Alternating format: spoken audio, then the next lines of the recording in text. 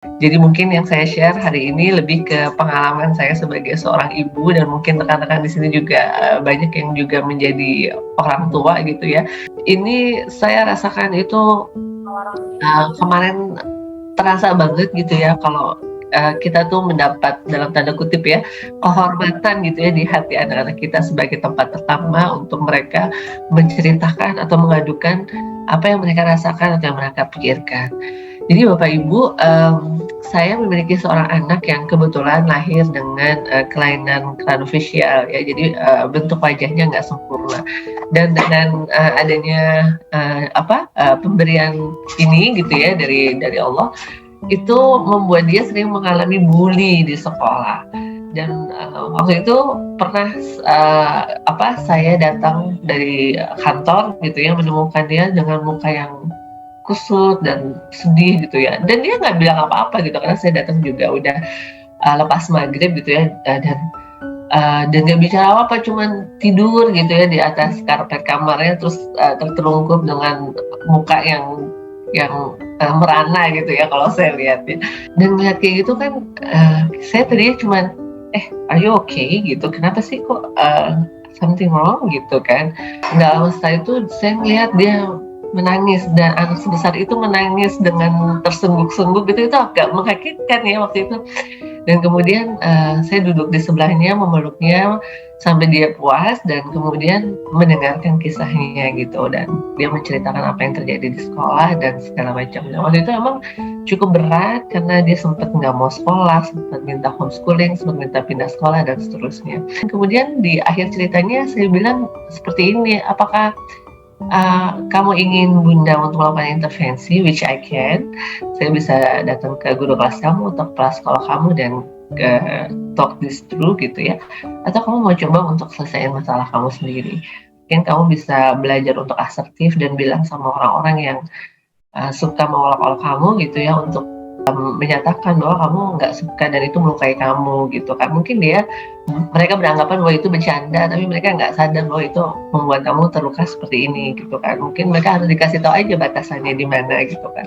Ide untuk pindah sekolah menurut saya it wasn't a good idea karena, yakin di sekolah baru nggak ada bully seperti itu, bisa jadi lebih parah dan nggak akan ada, sebuah lingkungan yang kita bisa sterilkan gitu ya sebagai orang tua gitu ya untuk anak-anak kita.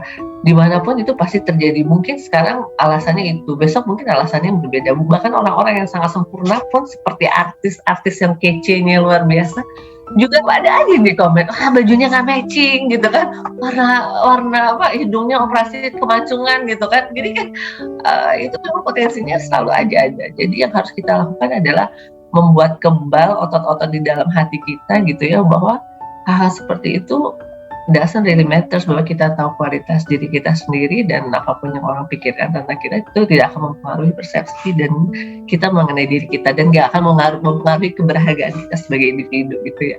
Saya waktu itu ngerasa seneng karena anak saya bisa cerita, pada dasarnya karena dia percaya. Jadi ada orang-orang bilang, "Wah, pada saat ABG, SMP, SMA kita udah nggak jadi significant others lagi. Mereka lebih suka cerita sama temennya atau cerita sama orang lain. Wah, kita udah nggak didengerin lagi lah," gitu. Tapi saya ngerasa nggak gitu juga tuh kayaknya gitu ya. Bahwa semua itu bisa terjadi atas landasan basic trust gitu ya. Jadi kita memang dalam keluarga itu harus memiliki trust dan attachment gitu ya.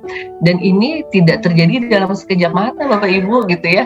Nggak, tahu-tahunya abis ini gitu ya, dengerin ngopi sore terus kita terinspirasi, oke, aku, akan dengerin curhat, terus anak kita kayaknya lagi bete, terus kita paksa untuk cerita, terus dia lagi nggak mau cerita gitu ya, terus kita kecewa gitu, kok gitu sih Kak, aku udah mau dengerin nih loh, ini I'm all ears padahal," gitu kan. Nah, nggak gitu juga, jadi itu adalah sebuah proses memang membangun kepercayaan itu, dan proses yang memang kita harus chip in dan take effort gitu day to day gitu. Ini kalau misalnya di Stephen Covey, mungkin Bapak Ibu pernah mendengar rekening emosi gitu ya. Jadi rekening emosi kita harus tabung nih sedikit-sedikit.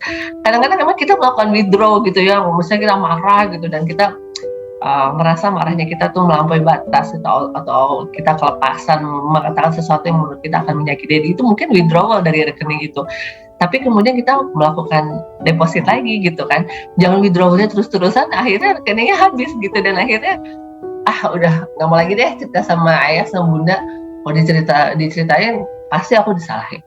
Kalau cerita sama ayah bunda pasti ujung-ujungnya aku dipojokin. Pasti aku jadi ngerasa nggak enak. Aku malah jadi ngerasa lebih buruk setelah aku cerita daripada sebelum aku cerita gitu.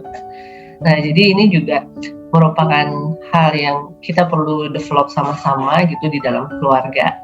Selain kemampuan untuk berkomunikasi, untuk mengobservasi gitu ya, look, mendengarkan, listen, dan mengeluarkan pernyataan-pernyataan positif, itu kan bagian dari komunikasi dan bagaimana kita memverbalkan gitu dengan positif gitu ya, apa yang kita pikirkan atau kita rasakan untuk menunjukkan bahwa kita berempati gitu ya.